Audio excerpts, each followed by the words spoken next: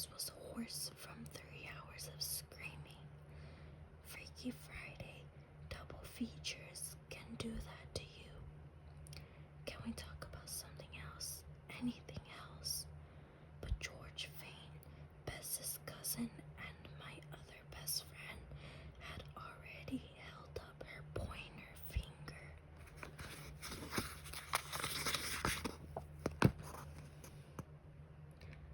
Good question, she said, in her perfectly fine voice. I thought the black stuff was evil, like liquid evil. I thought it was the souls of all the people whose lives he'd ruined. My boyfriend, Ned Nickerson, put in, adjusting his glasses as I thought back to the scene and felt my stomach roil, by making them eat their own organs. That was cold. Oh gosh, I muttered, grabbing my stomach. I almost forgot that part. Nance, Bess cried, her blonde hair puffing around her shoulders as she stopped short, suddenly taking notice of the state I was in. Are you okay? You look like you've just seen a ghost. I've just seen several ghosts, I reminded her, leaning against a street light, and some zombies, and that one guy with the liquid evil who kind of defies categorization and a lot of carnage. I paused, trying to think about golden retriever puppies, or soap bubbles, or sunshine, anything to counter the 3 hours of terror I just sat through. Have I mentioned I'm not a horror movie fan? Oh, Nancy, George said, and smiled at me as Ned put his arm around my shoulders. I thought you said you were willing to give horror movies a try. I thought Bess was going to be the delicate one. It's funny, Bess agreed, nodding. So did I. I did give them a try, I said, my voice steadying. And I think I've decided now. No, thank you. I think I'm done with Freaky Fridays.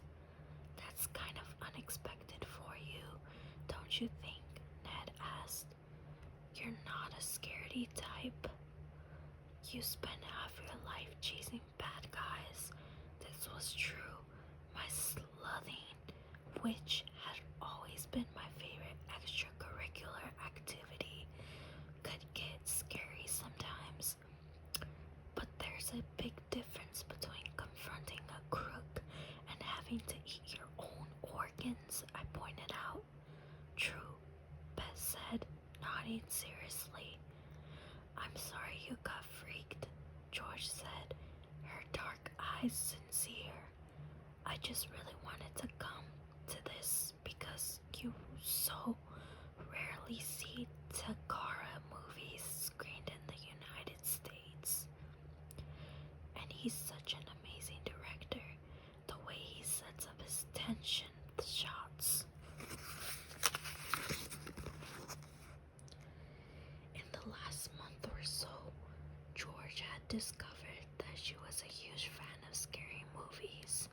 After exhausting her Netflix queue, she started checking DVDs out at the library and then getting recommendations for streaming rentals from horror movie blogs online. She'd become particularly interested in the work of certain directors like Takara, who I had to agree had a real knack for scaring the bejesus out of you, and maybe making you a little nauseated. I took a breath through my nose, breathed out through my mouth. That's how our gym teacher says you should center yourself. I get it, George. I'm not mad at you, and I can see where the story was cool if, well,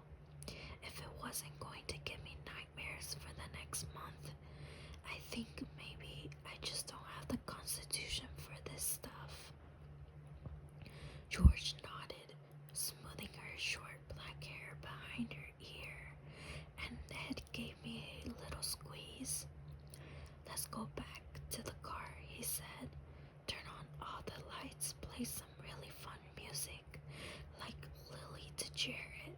I smiled. Ned loves Lily to Jared, but he always tries to act like he's listening to her ironically. Yeah, we can go back to my house and watch something that's totally the opposite of scary, George suggested.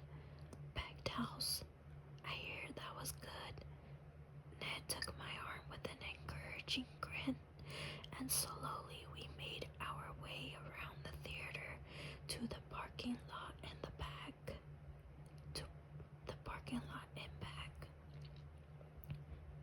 It was huge, nearly empty, and strangely dark. Why aren't the lights on? Bess asked, frowning. Yeah, George said, looking around. The car is over there. I remember where we parked. She led us toward her small red coupe. But this is weird, and probably a safety hazard, Ned added. Maybe it's because it's so late, George suggested, leading us in the direction of the car. She reached into her pocket, pulled out her car keys, and flicked on a little flashlight that was on her key ring. It made a tiny but strong beam of light. Maybe, Ned agreed. They could be trying to save on electric. Oh! A shadowy figure had suddenly jumped into the flashlight beam. And that's it for chapter 1. I hope you guys enjoyed me reading to you guys. And at one part I saw that I didn't really record the page because it was like half showing. Sorry if it's half showing because I was focusing on the book, not on the camera. Anyways, have a good night. I'll read chapter 2 next time.